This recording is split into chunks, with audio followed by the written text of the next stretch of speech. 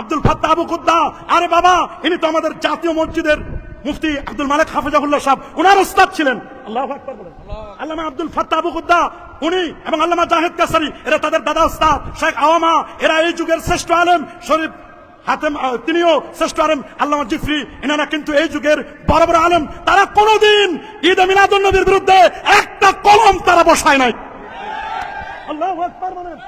আমি বলতে চাই আমাদের জাতীয় মসজিদের খতিব উনি আমাদের জাতীয় মুরব্বী। কথা বলেন, আরো জোরে বলেন। উনি আশা করি জাতীয়ভাবে এমন বক্তব্য দিবেন কারো মনে যেন কোনো কষ্ট না পায়। কথা বলেন। উনার উস্তাদরা কেউ তো কখনোই ঈদে মিলাদুন নবীর বিরুদ্ধে কেউ কথা বলেন নাই। আল্লাহু আকবার বলেন। অথচ কি কারণে হয়তো আমাদের খতিব মহোদয় একটু কেমন যেন ঈদে মিলাদুন নবীর অস্তিত্ব নাই, এটি আরবি ব্যাকরণগত, মানে এটা বলা যাবে না। কেন বলা যাবে না হুজুর? আমরা আপনার কাছে জানতে চাই। আশা করি আপনি আগামী জুমায় এটার দলিল সহ আমাদেরকে দিলে মানুষের মনে কোনো কনফিউশন থাকবে না। কথা বলুন, আরো জোরে বলুন। আমরা দলিল ছাড়া কারো কথা নেব না। কথা বলেন।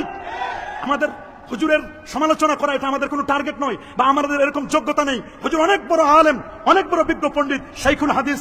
উনি বিভিন্ন ফুনুনের উপর তার অনেক অগাধ জ্ঞান আছে, কোনো সন্দেহ নাই। তিনি একজন জাহেদ ব্যক্তি, সবই ঠিক আছে। তারপরে হুজুর যখন এরকম কথা বলে ফেলেছেন, আশা করি হুজুর হোক অথবা তার ছাত্রদের পক্ষ থেকে হোক অথবা তার মাদ্রাসার কোনো ব্যক্তির পক্ষ থেকে হোক, তারা কিন্তু এই বক্তব্য করে দিবেন। আল্লামা জাহেদ কাউসারি তিনি হাদিসের ব্যাপারে বলছেন এটি হাসান পর্যায়ের হাদিস।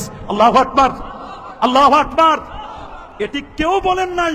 এরকম বলা আমার মনে হয় আরেকটু পড়াশোনা করা দরকার। এই জন্য কবি নামাজ বলে দিয়েছেন। আল্লাহু আকবার বলেন।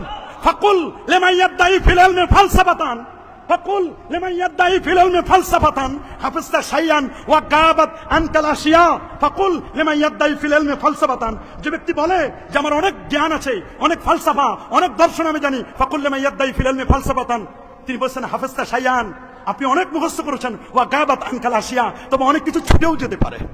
কি বলেন? অনেক কিছু ছুটেও যেতে। ফাওকা কুল্লি জি ইলমিন আলিম, আলেমের উপরও আলেম আছে।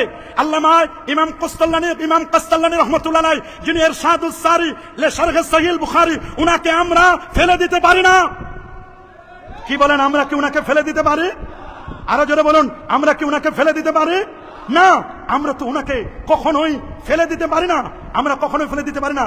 ইমাম ইবনু আব্বাদ রুনুদি মালিকি 792 হিজরি আলেম, তিনি বলে দিয়েছেন স্পষ্ট করে তার লেখা বিখ্যাত কিতাব আর রাসাইলুল কুবরা 52-53 পৃষ্ঠায়, 800 বছর আগের আলেম, তিনি নবীর জন্মদিনকে ঈদ বলেছেন। ইমাম আবু আব্দুল্লাহ ইবনু রাসা 894 হিজরির আলেম, তিনি তাসকিরাতুল মুহিব্বিন 154 পৃষ্ঠায়, উনি মুস্তাহিদ ইমাম, তিনি নবীর জন্মদিনকে ঈদ বলেছেন। শুধু তাই নয়, ইমাম ইবনু জাজারি 833 হিজরি আলেম, শিহাবুদ্দিন কাসতালানি 923 হিজরি আলেম, তিনি বলে দিয়েছেন ফারাহিমাল্লাহু ইমরান ইত্তাখাযা লায়ালিয়া শাহরে মাউলিদিহি আল মুবারাক আয়াদান। আল্লাহু আকবার।